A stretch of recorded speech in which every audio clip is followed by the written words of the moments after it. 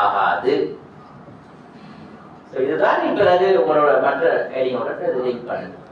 அரசியலமைப்பு இந்த நாட்டில் உள்ள நபர்கள், அது பிரஜையாக இருக்கலாம், பிரஜை அல்லாத நபர்களாக இருக்கலாம். அதான் ஆலைவரும் என்ற சொல் பயன்படுத்தப்படுது. பிரஜை ஒருவரும் என்ற சொல் பயன்படுத்தப்படல. ஆலைவரும் சித்திரவதை, அது அது அது பெரிய விஷயம். அதுக்கு அடுத்த நிலையில கொடூரமான, மனிதாபிமானமற்ற, இழிவான நடத்துகை அதை தண்டனைக்கு உட்படுத்தப்படுதல் ஆகாது. நாங்கள் பொதுவாக கதைக்கிற விஷயம் என்ன? Police torture, military torture, prisoner torture, அல்லது ஆர்மி கேம்ப் டார்ச்சர், சித்திரவதை, இதுதான் கதை. ஆனால் அரசியலமைப்பு என்ன சொல்லுது என்றால், அடிப்படை உரிமை மீறல் என்றால் நிர்வாக நிறைவேற்று துறையினரால் மீறப்படுகின்ற எல்லா உரிமை மீறல்களும் அடிப்படை உரிமை மீறல். நிர்வாக அல்லது நிறைவேற்று துறையினரால் மீறப்படுகின்ற எல்லா உரிமைகளும் அடிப்படை உரிமை மீறல். நீங்க மாறி பார்த்தால், நீங்கள் உங்களுடைய கல்வி திணைக்களத்தினுடைய உயர் செயலாளருக்கு எதிராக அடிப்படை உரிமை வழக்கு கொண்டு வர அடிப்படை காரணம் அவர் உங்களுடைய நிர்வாகத்தினுடைய பிரதானி. ஒரு சொல்லலாம், ஒரு கைதி போலீஸ் ஆபீசருக்கு எதிராக கம்ப்ளைண்ட் கொண்டு வரான்னு சொன்னா அவை நிர்வாக ரீதியான அதிகாரிகள்.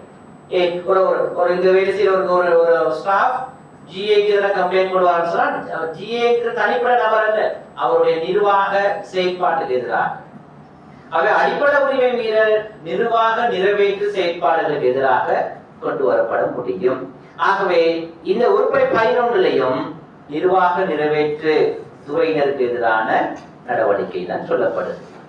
ஆகவே பாடசாலையில் மாணவருக்கு சித்திரவதை அல்லது கொடூரமான அல்லது மனிதாபிமானமற்ற அல்லது இழிவான நடத்துகையோ, நடத்துகையோ அல்லது தண்டனையோ, பனிஷ்மெண்டோ வழங்கப்படுதல் ஆகாது. இது 100க்கு 100% ஒருவரால் அனுபவிக்கக்கூடிய உரிமை. ஒரு சட்டத்துல சொல்லப்படுகின்ற பொழுது ராமரசிங்க என்ற ஒரு ஜட்ஜ் சொல்றார், அவன் கில்ட்டியானவனா இருக்கலாம் அல்லது இன்னசென்டாகவும் இருக்கலாம். அவனுக்கு உறுப்பை 11ஐ 100க்கு 100% அனுபவிப்பதற்கு உரிமை இருக்கிறது.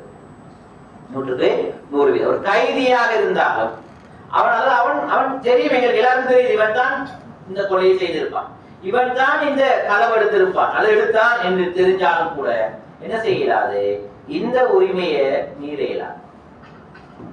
இது அரசியலமைப்பு உரிமை, கான்ஸ்டிடியூஷனல் ரைட்.